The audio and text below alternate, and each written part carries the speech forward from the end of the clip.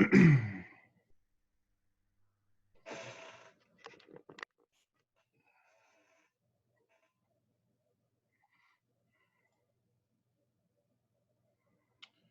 hello. Let's go with a starry background. That works. All right, I see Gary and Bob and there we go. non-fractal. My audio turned off. Can you hear me? Bob, I can't hear you. That's me. There we go. Try again. Testing. Yep, I had my speakers turned off. All right, and Alan has himself muted. That's okay. I'll go ahead and start off introducing myself. I figure maybe we'll just go around with introductions. Gary, I know who you are. I'm Greg Gaub, otherwise known as Mr. Flippant on the various forums. I've been slot car racing, aside from the jump between childhood and adulthood, for about 11 years now, 10 or 11 years now. I started with digital, got hooked up with an analog club, have been running both analog and digital clubs for pretty much that whole time. Analog weekly, digital not as much because we're more spread out. I use Scalextric Digital primarily, but I play with all the different systems, and I try to do my best to be relatively up to date on the information and technology so that I can help people when they have questions. Yeah, so that's me. Bob, do you want to go? Sure. Can you hear me? Yep. So Bob Lindbergh, Lindy on the forums, started with actually an Atlas set in the early 60s, HO scale, and did HO as a kid. Was on and off collecting old historic HO cars, you know, the Thunderjets primarily, as an adult. And a friend of mine heard that I was involved in slot car collecting and racing, and he bought me 2 slot cars. Not knowing that I was collecting HO, he got me 2 Scalextric. I think it was a Van Wall and a Maserati 250F.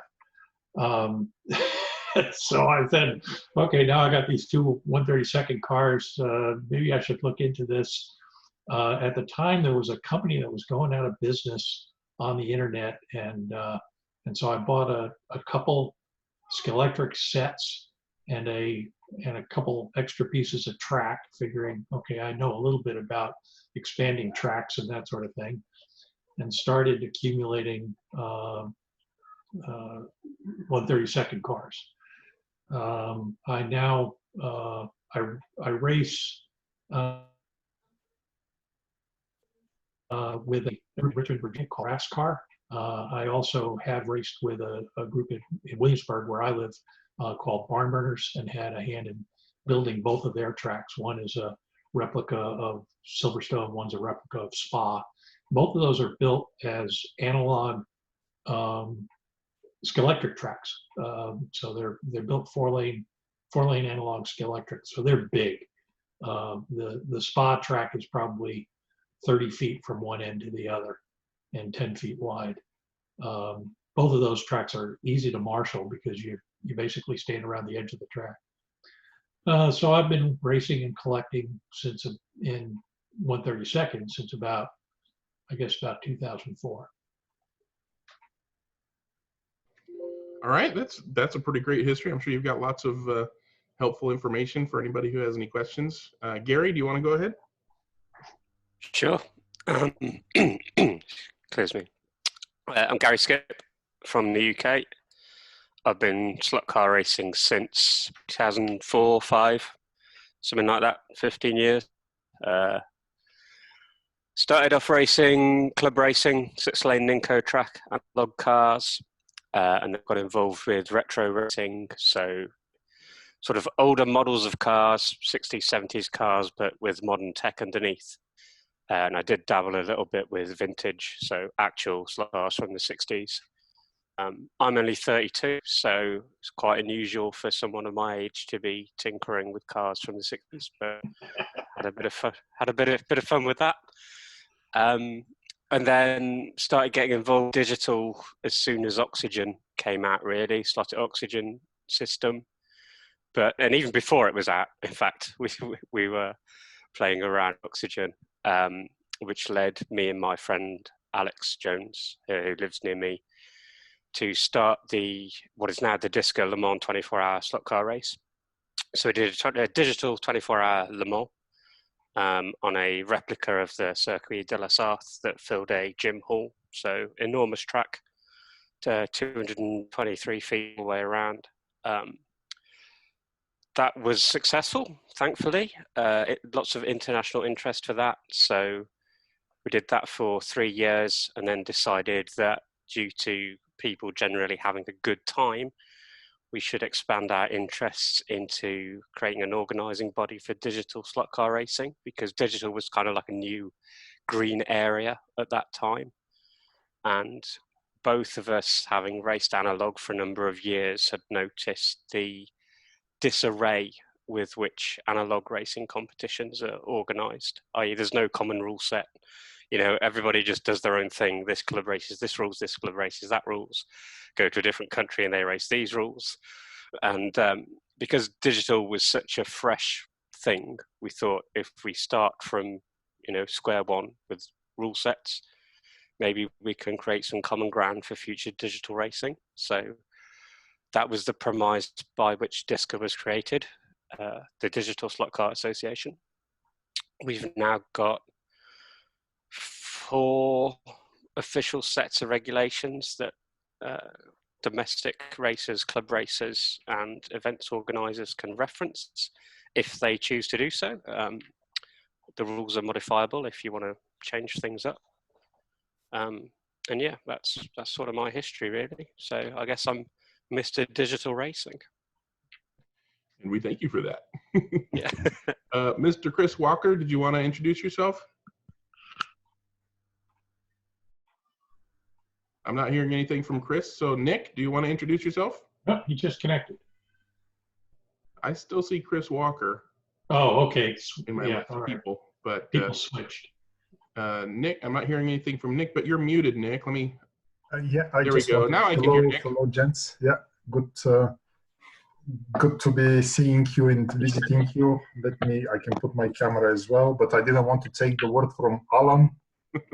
I think he's now ready to talk, so maybe I can leave the right to Alan to talk, and then I can join afterwards, maybe. We'll go ahead and just introduce yourself because you're in my list. We'll go to Alan next, and then we'll start asking if anybody has any questions or news to share. I came here just out of curiosity. I'm not such a regular visitor of the forum, but I like all things SWAT cars, and I'm mainly on the engineering side. I'm a builder, if I can say, not so much of a racer. I have hardly ever raced in my life, well, other than a couple of friends in my home, really. That's the most I have done. But the main interest that I have has been always in building, whether it's trucks or cars. I like really the engineering side of things. I started first being interested in SWAT cars since a little kid. I was probably 10 years old when I got my first set, which was a plastic set, and it was a very small set, which eventually I still have with myself. It's still not intact. It's fairly bashed and beaten, but it still exists. And eventually, as a teenager, and then eventually as a young man, I went away from the hobby. But then as I settled down and with children, and I got back into it, and the children luckily were also interested in doing it. And we built our first MDF truck. Then we progressed with a few more MDF trucks. So I have now a slightly bigger truck that I have built, which is too big to even go in my home. It can only go in the garden. And if I put it in the living room, it is just big enough, and the whole living room gets occupied by the truck. And my lovely wife is not very happy with this when I do it. But the building is what inspires me most. I'm mainly into the analog side of the hobby. I don't have any digital trucks at the moment. All my trucks are analog, and all my cars are analog. And as I said, I also like scratch building cars. I have plenty of off-the-shelf cars, but I also like my own scratch build cars, which I like experimenting. I have used quite a lot of 3D printed parts to do this. And it's a great fun to be able to experiment with things and to see how things go. So this is my story, really, mainly the building part of things, engineering. Well, thank you very much. That's one of the things that I like about this hobby is how many facets there are. You can be a racer, you can be a builder, you can be a landscaper, you can be just straight into the modeling and replication. You can be all about the speed. You can all these different things are wonderful ways to enjoy the hobby. Let's move to Chris. Give Chris another chance. Do you have anything to say there, Chris? 5, 4, 3, 2, 1. Okay, Alan, your turn. Just a quick introduction.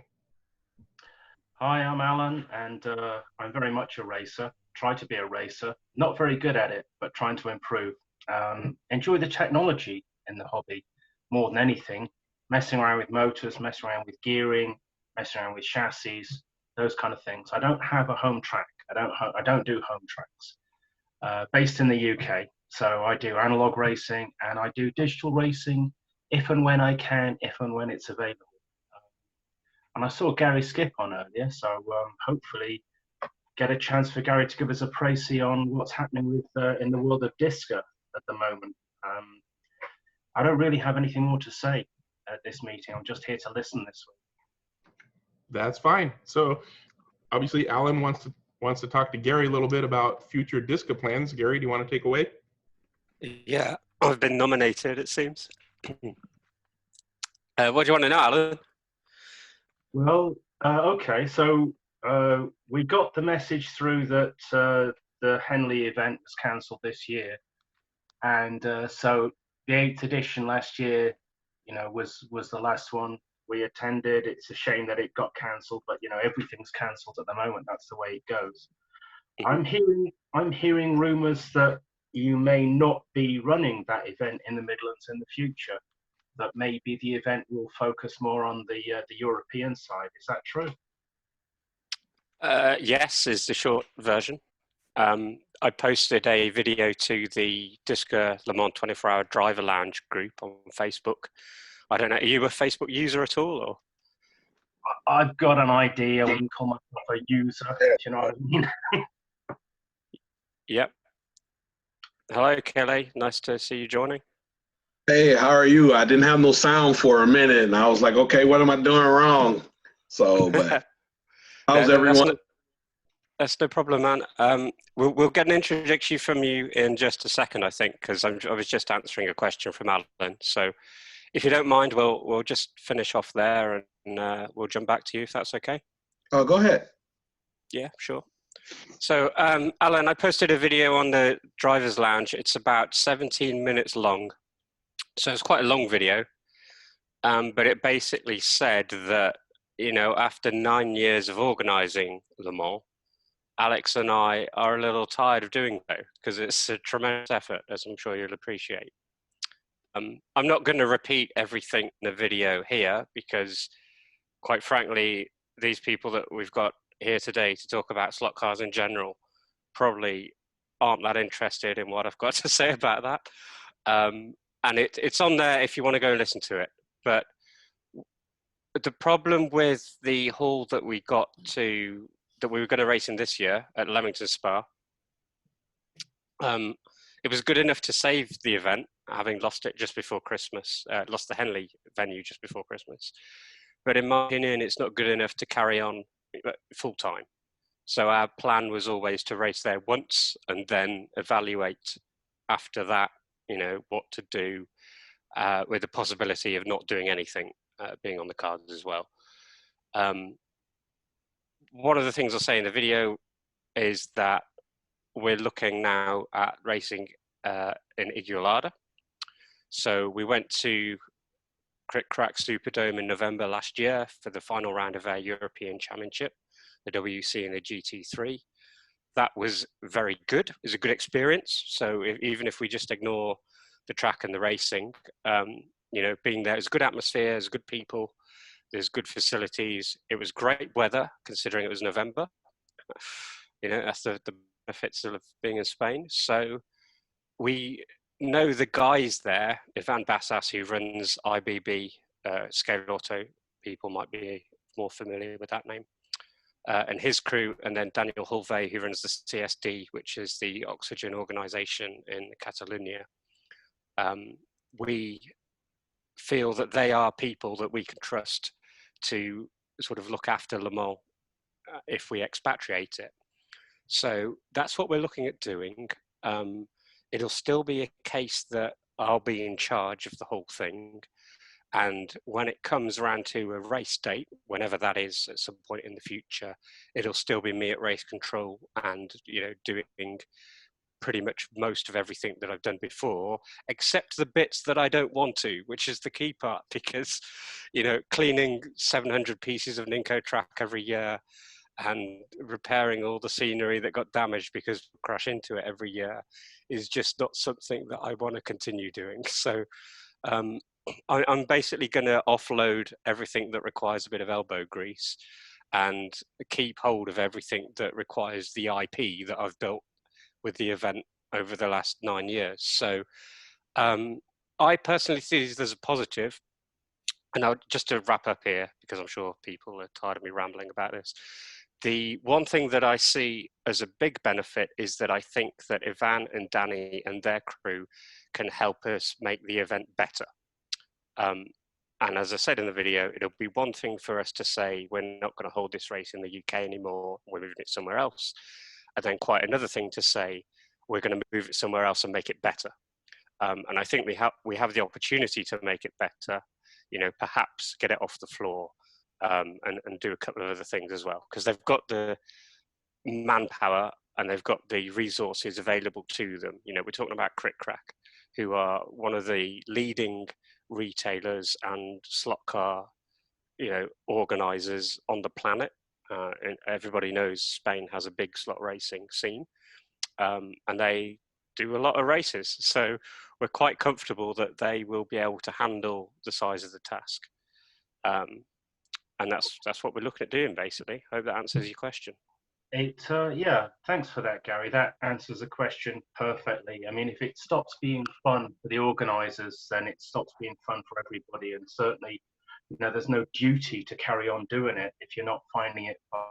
Certainly, if you find a way to offload the grunt work and then make the event happen and still make the event good or even better, then that's going to be great. And I'm sure that the teams that have raced this in the past are still gonna be interested, you know, even if it's moved to a different venue. So, you know, here's wishing you luck and hoping it's gonna work, and hopefully we'll be there next year. Yeah, thank you. I don't know when. I mean, you know, COVID's turned the world upside down right now, but I'll just say it's our plan to do so, to continue there. I look forward to watching it happen remotely. So we got that taken care of. Kelly, did you want to kind of tell us a little bit about yourself? Yeah, hi. I'm from U.S., of course. I'm in Omaha, Nebraska. I watched the last broadcast yesterday while I was trying to do my first chipping, and didn't go so well. But listening to all you guys talk and everything, you guys are so way far advanced than where I am as far as slot car racing. But I've been doing it all my life, but it's not to the magnitude of what some of you guys are doing. So I would consider myself a very, very, very beginner slot car racing. The track that I have, well, I have two tracks, but the track I have the most time invested in is the SCX Digital, which of course we know is not really doing much here in the US. So I'm switching over to Scalextric Digital, but I have like 70 cars in SCX. So I was trying to at least try to digitize one car to see if I could do it.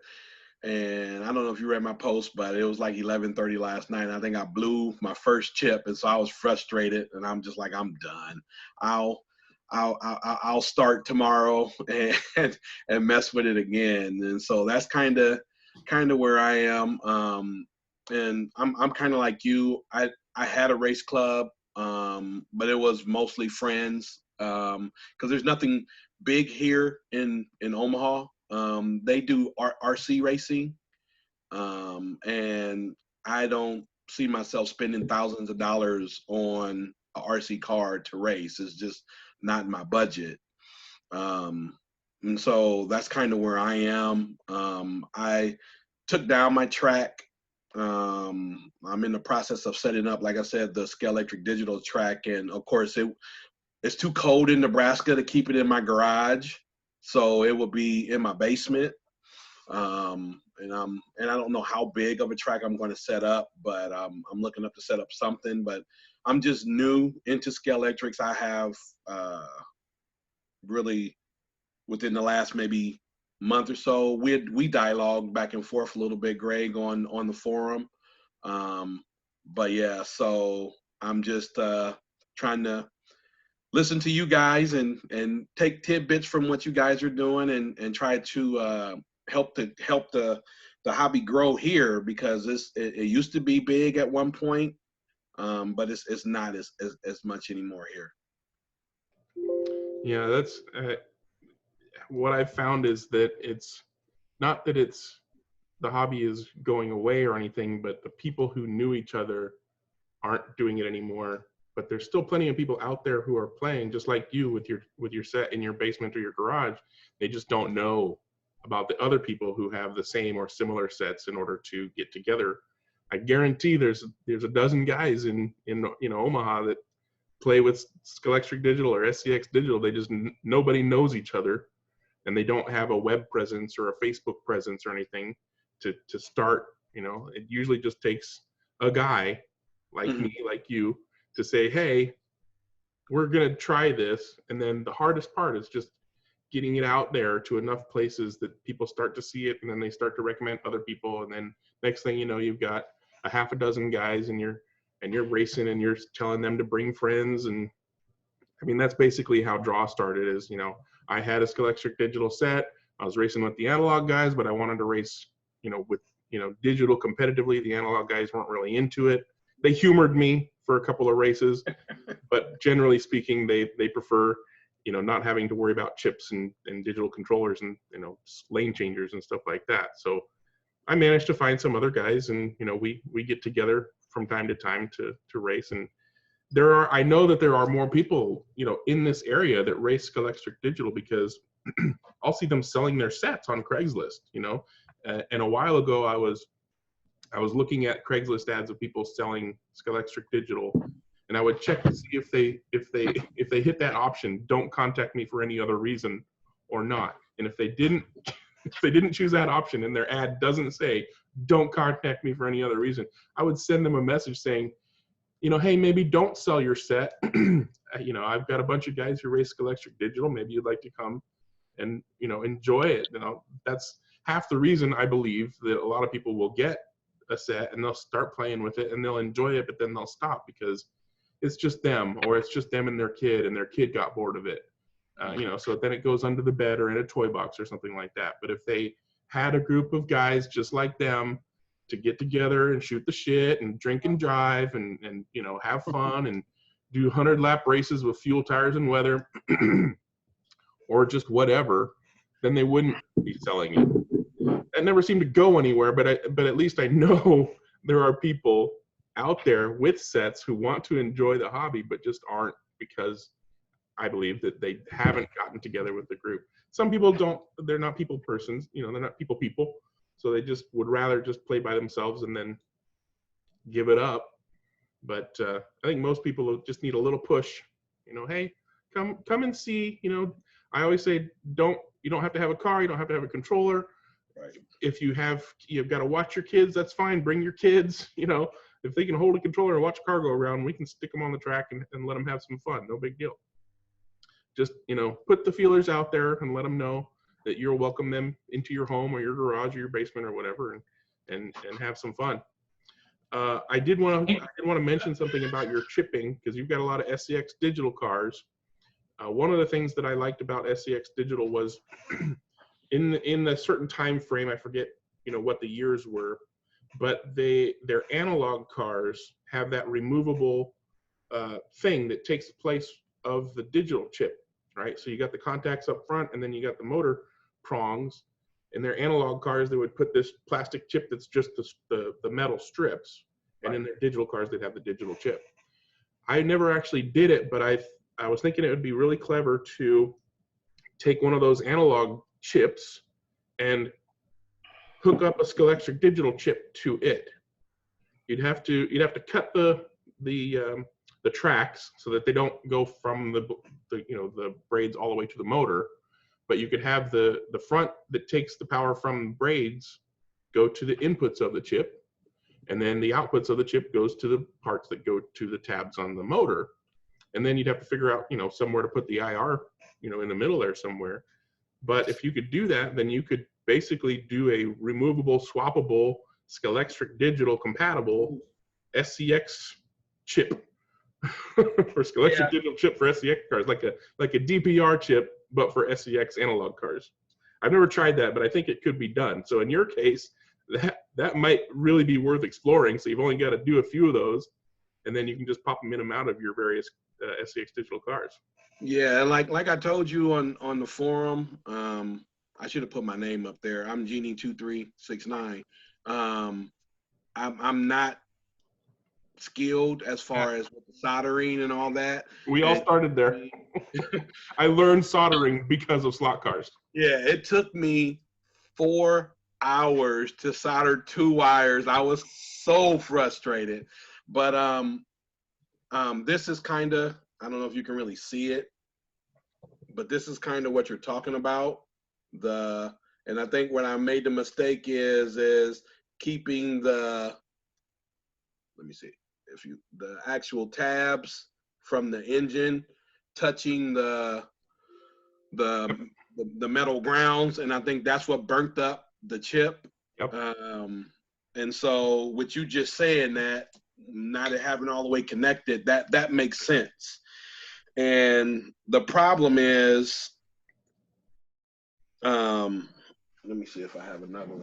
The other option is, rather than trying to cut those tracks, which you'd have to use a Dremel or something, you can actually insulate the prongs of the motor. Put some shrink wrap tube on the motor prongs, so that although they're touching the tracks because they need to for their suspension system, the motor prongs aren't actually getting power from the analog chip contraption because you've got shrink wrap tubing on them. So your wires, so there's no longer that connection from the braids to the motor, and so you don't have to cut that track as long as you make sure it's nice heavy heat shrink that's not gonna break over time. That'll work too. In fact, I've seen a lot of people just do that regardless, just to make sure that it never touches the tracks on the little analog chip. Okay. We've done that as well. So we've done 2 SCX cars for oxygen. So it's not a Scalextric digital chip, but it may as well be for the point of the conversation. So I've done Audi R8, SCX Audi R8 with a Type A oxygen chip. Greg, I'm sure you remember those. Yep, those are the ones. And then Alex actually bizarrely chipped the Morgan Aero 8, which is one of the smallest, narrowest cars that you can buy with the Type B. So I can't remember what I did because it was like one of the first cars I ever chipped. But Alex did exactly as you described, Greg, and just insulated the motor tabs, hooked the inputs from the chip to the metal tracks, and then the outputs just directly to the motor terminals, which are like bent out the way or insulated, like you said, with some heat shrink or something like that. So it's pretty good advice there. What Greg's told you to do, Kelly. I'm sure you'll crack it. I hope so, because I was frustrated. But like I said, I really enjoy. Like I said, I listened to the last YouTube and all the stuff that you guys were talking about, Alan, and everything that you were talking about as far as the 24 hours racing and everything. I was just like, wow, that's like super commitment. And I'm like, that would be very interesting. That would be very interesting. And something you said, Greg, I'm with you. Everybody who I've introduced to the track, they love it. I mean, I haven't had nobody who hasn't liked the slot car. That's how I got so many actual cars because I wanted to, as like lots came available, I wanted to make available so people didn't feel like they had to have a car to come and race. And so I would pick up lots here and there. And so that's how I ended up getting so many cars. But I'm like, I'm kind of torn because I don't want to get in the same situation as I am now with the SCX and not being supported. To whereas I want to have enough availability for people who's interested, but I don't want to have so much overhead to whereas now I have all these cars and I can still race on my set. I still have my set, but with all the parts and everything that goes with these cars to actually get parts in case they break, it's kind of hard right now. So Yeah, you're pretty much having to scavenge parts from other cars. right. Ones that need help running. Now, just kind of to warn everybody, Zoom, because I'm on a free account, it gave me a 10-minute warning. Last time they let us go for as long as we wanted to, so maybe that'll happen this time. But just in case there's only 10 minutes left, let's give Chris another chance. Hey, Chris, did you have anything to say? We still can't hear you. Can you hear me now, guys? There we go. Yeah, go ahead, Chris. Perfect. I was out, I've got 2 Airedales and they wanted to go outside in the back, so I missed for a few minutes here. The bits that I have been listening to, I gather pretty well everyone, maybe not Alan so much, but I think everyone else is more digital based on this one. I race both. Most of us race both. Okay. But some of us primarily do one or another. Gary is primary. I mean, like Yeah. I said, most of us race both or analog. I'm primarily analog. Yeah. No, that's fine. I do not race digital at all and never have.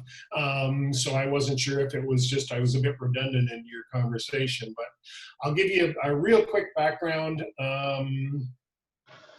I guess my love of cars started in the early 60s because my dad at that time was the head of scrutineering for Mosport in just outside of Toronto. So as a young lad, I either had the option of staying home with my mother and baking cookies or go to Mosport and watch motor car racing. So it really wasn't much of a decision on my part. So being a racing family, I raced, my dad raced, my uncle raced. I got my first slot car set in 1961, which was a VIP set. And then with the rise and fall of slot car racing, I spent a lot of time working at commercial tracks over the years. As a part-time hobby, I got into HO, I got out of HO, I was heavily into wing car racing and IMCA racing and Eurosport racing worldwide. Ended up going to half a dozen world championships and US Nats and stuff like that. So basically my interest really is in the technical aspect of cars. I have done some work with a few of the manufacturers on chassis theory, designing chassis, like to scratch build cars. Probably a few of you guys may or may not have seen some of my stuff on some of the forums. Anyway, so wing car race, as far as scale racing, we held the 2009 IMCA Worlds in Toronto. So we had a track built exclusively for the IMCA Worlds. So I've been in a few IMCA races, both in Toronto and around the world. And unfortunately, sadly for the group here, I have almost zero interest in digital. Anyway, that's me, and good to meet you all and see you. Thank you very much for that. And you know, like I said, most of us who race digital also race analog. And like Bob said, he doesn't do any digital of any kind. So you're absolutely welcome here among us. Yeah, actually, I'm primarily analog, but I do have a digital set, and actually my current layout is a digital layout, and I've accumulated a lot of track stuff over the years, just buying secondhand. So I've got probably 35 digital cars. I don't, with the clubs that I race, I don't race digital, but I've got a digital track that I mainly run analog cars by myself on.